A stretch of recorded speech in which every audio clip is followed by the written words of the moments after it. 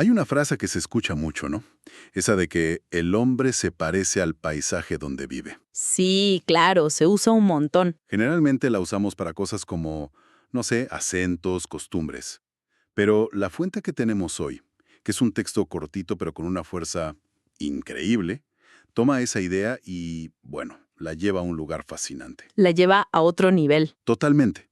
Nos habla del hombre patagónico y dice que lo suyo no es un parecido, es casi una fusión. Ajá, Así que la idea hoy es meternos a fondo en eso. Ver cómo la estepa de la Patagonia, un lugar que el texto define por su silencio, su aparente vacío, no solo dicta un estilo de vida, sino que de verdad esculpe el carácter, la filosofía, casi el alma de una persona. es que ahí está el punto de partida del texto, que es clave. El paisaje acá no es un fondo de pantalla, ¿viste? Para nada. No es decorativo, es un agente activo, una fuerza que impone lo que el autor llama mandatos. Mandatos. Me gusta esa palabra. Y para que quede claro que esto es diferente, lo compara. Dice, bueno, frente a una montaña puedes sentirte diminuto, pero siempre está la opción de intentar escalarla. Claro. O en un bosque te puedes sentir agobiado, pero hay árboles, hay refugio. La estepa, en cambio, es mucho más radical. No te da opciones. No te da opciones. Te ofrece, y cito, el silencio o el rugir del viento. Y nada más. Ese nada más es lo que me impactó. Porque el texto pinta una imagen de una tierra blanca de escarcha en invierno y un aire que vibra de calor en verano. Uf, sí. Y en esa aparente nada, en esa falta de distracciones, es donde está todo su poder. No es un vacío, es una presencia total. Totalmente. Como un escenario inmenso y desnudo donde pasa toda la vida. Y con reglas muy claras. Exacto. Y eso nos lleva a cómo el texto ve la idea del destino. Hay una frase que a mí me pareció potentísima. A ver, Dice que el hombre patagónico siente que cada paso le recuerda el destino implacable que le permite elegir por dónde ir. Es una paradoja hermosa. es una contradicción increíble. Te da la sensación de libertad, de que eliges tu camino, pero a la vez te recuerda que estás caminando dentro de un sistema mucho más grande. ¿Qué no puedes cambiar? Claro. Y la frase que sigue lo remata. Describe al hombre dedicado a crear un sendero que cree es suyo para después darse cuenta que es también destino. Esa imagen es... Es que se te queda grabada. O sea, uno avanza, toma sus pequeñas decisiones, va dejando su huella y de repente miras para atrás y te das cuenta de que todas estas elecciones en realidad dibujaban el único camino posible. El único que el paisaje te permitía. Parece casi una trampa. Yo diría que sí y que no, ¿eh? El texto juega mucho con esa ambigüedad. La libertad de elegir el próximo paso, de si vas por la derecha o la izquierda de una piedra. Es una experiencia real, es genuina. Ajá, en el momento. Claro, el truco, digamos, es que la suma de miles de esos pasitos libres inevitablemente traza el único mapa posible que la geografía y el clima te dejan trazar. Entiendo. No es que no haya libertad. No, es que la libertad opera a una escala mucho más pequeña de lo que pensamos. Es como tener libertad para moverte dentro de una habitación, pero la puerta está cerrada. ¿No puedes salir de ahí? Esa es una gran analogía, exacto. Y supongo que esa tensión constante entre la pequeña libertad y el gran destino es lo que va forjando a la persona, lo que el texto llama el carácter. Precisamente, la identidad se construye en esa fricción. Y el texto nos da una pista genial cuando nos recuerda de dónde viene la palabra carácter. Ah, ¿la etimología? Sí, viene del griego y significa marca, como la que deja un sello. O sea, la personalidad no es algo que uno tiene de nacimiento, sino algo que se te va grabando encima, capa sobre capa. Cada viento helado, cada verano. Cada kilómetro en soledad. Exacto. Es una marca nueva. Y el análisis no se queda ahí, se puede todavía más filosófico. Dice que ese yo que se forma con todas esas marcas es, en el fondo, una ilusión que el destino le permite para que pueda intervenir en el curso de la vida. Una idea fuertísima. A ver si entiendo bien, porque es denso. El texto está diciendo que nuestro ego, nuestra identidad, es básicamente una herramienta, un personaje que el sistema nos deja tener para funcionar, pero que no es de verdad nuestro. Exactamente esa es la interpretación. Resuena mucho con filosofías orientales, ¿no? Tu yo no es una entidad sólida permanente, sino un constructo necesario para actuar. Para poder levantarte a la mañana y hacer cosas. Justo. Pero este hombre, según el texto, vive con la conciencia de que ese personaje no es el actor principal. Vive, y cito de nuevo, a sabiendas que no es suyo. ¡Qué idea tan potente! Me deja pensando, si este hombre vive con esa conciencia, a sabiendas que no es suyo, ¿eso lo libera de alguna manera? Es una excelente pregunta. O sea, sufre menos por los golpes al ego que tanto nos afectan a nosotros. Las ofensas, la necesidad de reconocimiento, todo eso. El texto no lo dice con esas palabras, pero lo sugiere con mucha fuerza. Si no estás tan apegado a esa construcción del yo, pues es lógico pensar que los ataques a ese yo duelen menos. Claro. Y esto conecta perfecto con la descripción que hace de su forma de ser. Es introvertido porque el paisaje no tiene espavientos. Él tampoco. Simplemente es. Es un mimetismo perfecto. El paisaje es austero, silencioso, va a lo esencial. Ajá. Y el carácter que se forma ahí es igual. No hay necesidad de adornos, de hacer ruido, de demostrar nada. El valor está en ser, no en parecer. No hay energía para gastar en mantener una fachada. El entorno mismo te enseña que solo lo esencial sobrevive.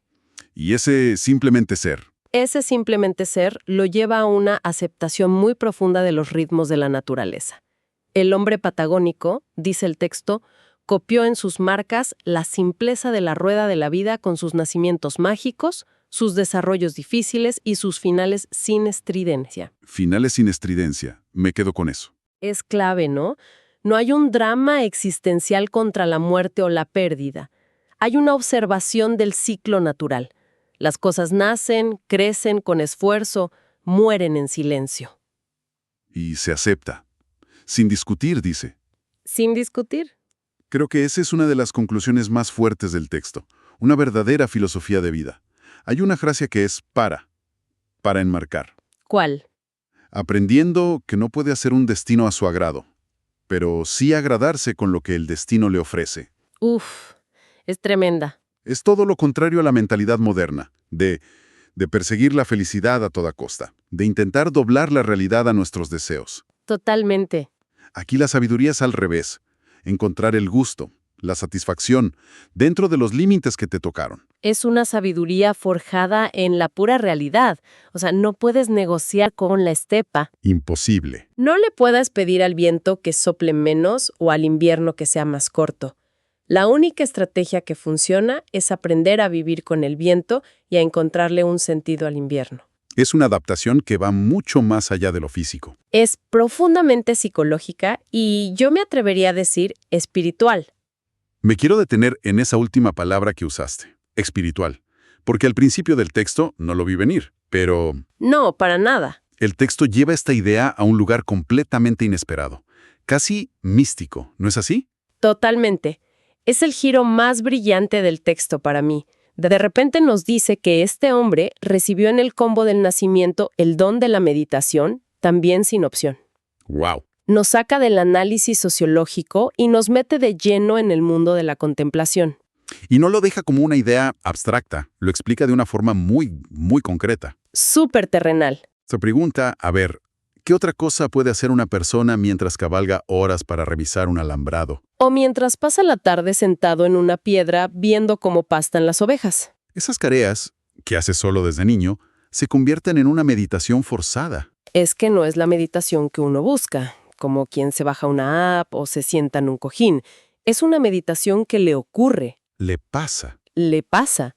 Me hace pensar en esas tareas repetitivas que hacemos a veces, ¿no? Como manejar en una ruta larga o, no sé, lavar los platos. A veces la mente se aquieta y entra en otro estado. Sí, totalmente. Bueno, el texto está validando esa experiencia, elevándola a algo profundo. El trabajo no es una distracción de la vida interior, es el vehículo para ella. Exacto. Y para que no quede ninguna duda, el autor se lanza con una comparación audaz. Audacísima. Afirma que este hombre, sin usar esas palabras, hace lo mismo que un monje budista, tibetano o hindú para conocerse a sí mismo. Es increíble. De pronto, el pastor en su piedra o el gaucho en su caballo están en la misma búsqueda interior que un monje en un monasterio del Himalaya. ¿Lo es? Pero lo que también es fascinante es que el texto explica por qué toda esa riqueza interior permanece oculta. ¿Por qué no se habla de eso? ¿Cierto? Y recurre a una cita de Borges que es la clave de todo. ¿Cuál era? La palabra necesita de una experiencia compartida. La barrera del lenguaje. Claro, ¿cómo le explicas a alguien que vive rodeado de ruido y gente los matices del silencio absoluto Es imposible. o la soledad de días enteros? Las palabras silencio o soledad no significan lo mismo para los dos. No hay un diccionario común para esas experiencias. No lo hay. Y si intentas explicar esos fenómenos de la mente, como los llama el texto, a alguien que no tiene un marco de referencia, el riesgo de que te malinterpreten es enorme. Por eso añade la otra razón, la más pragmática: el miedo. El miedo, claro. El texto dice que los que no entiendan lo calificarían muy mal. Hay un temor a ser visto como raro, como... ¿Loco? o simplemente a que banalicen algo que para uno es sagrado. Exacto. Entonces, esa vida interior se protege en el mismo silencio del que nació. Es un mecanismo de defensa. Sí, totalmente. Se cultiva un universo interior gigante, pero se mantiene privado porque comunicarlo es casi imposible y encima, arriesgado. Es una paradoja tremenda. La persona que por fuera puede parecer más simple o callada, por dentro puede tener una complejidad y una profundidad tan vasta como el paisaje que lo rodea. Has dado en el clavo. Esa es la síntesis perfecta. Un universo interior tan vasto como el paisaje exterior. Al final, todo nos lleva de vuelta al principio. El hombre patagónico no es alguien que vive en la estepa. No. Es una manifestación de la estepa. Su carácter austero, su filosofía de aceptar el destino y, sobre todo, ese silencio externo que protege una vida contemplativa riquísima, son un reflejo directo de la inmensidad y la sencillez de su tierra. Son dos caras de la misma moneda. Sin duda. Y toda esta exploración de una vida moldeada por la ausencia de acciones nos deja con una pregunta flotando, una que creo que es muy relevante para nosotros hoy. A ver, El texto describe un mundo donde el silencio y la introspección son inevitables. No se eligen, simplemente suceden. La meditación es un don recibido sin opción. ajá, Y esto me lleva a pensar. En nuestra vida moderna, que está saturada de opciones, de estímulos, de distracciones, donde el silencio ya no se nos impone, sino que debemos buscarlo activamente, a veces con un esfuerzo enorme. cuesta mucho, ¿sí? Entonces la pregunta es, ¿qué se gana y qué se pierde en ese cambio?